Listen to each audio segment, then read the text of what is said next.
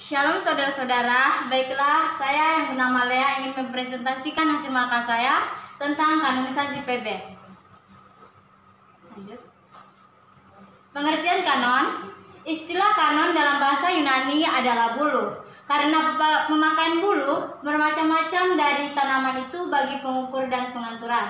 Maka kanon berarti sebuah mistar, garis yang digariskan, kolom yang dibatasi oleh garis, dan oleh karenanya juga berarti daftar yang ditulis di dalam kolom.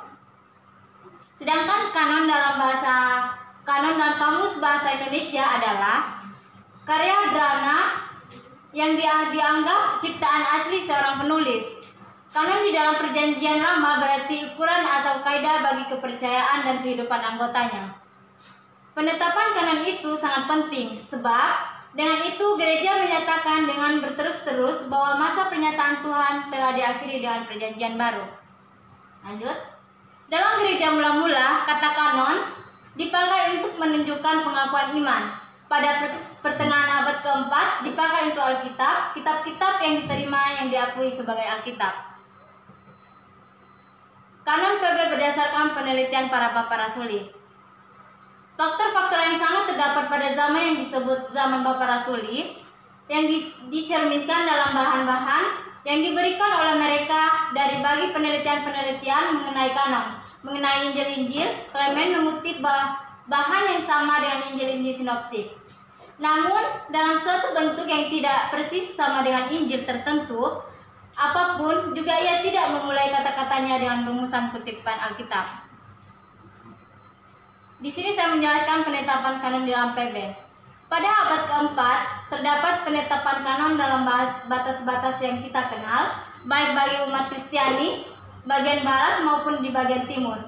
Di timur, pokok yang menentukan ialah surat Paskal ke-39 dari Athanasius pada tahun 367. Di sini untuk pertama kali dijumpai satu PB dengan batas-batas yang terperinci. Seperti yang kita kenal, kitab-kitab apokrifa yang bid'ah disebut sebagai pemalsuan-pemalsuan yang dengan sengaja bertujuan menyesatkan orang.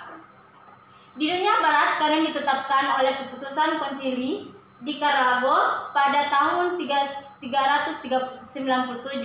ketika sebuah daftar Athanasius disetujui. Kira-kira pada zaman yang sama, sejumlah penulis Latin menaruh perhatian terhadap batas-batas kanon PB.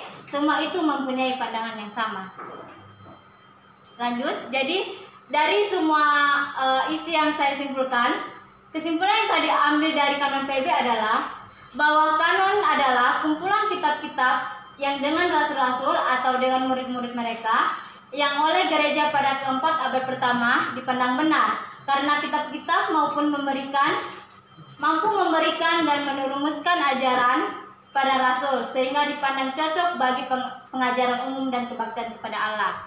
Di dalam kanon PB juga membahas tentang kitab-kitab apokrifa yang disebut sebagai pemalsuan-pemalsuan dengan sengaja bertujuan menyesatkan orang.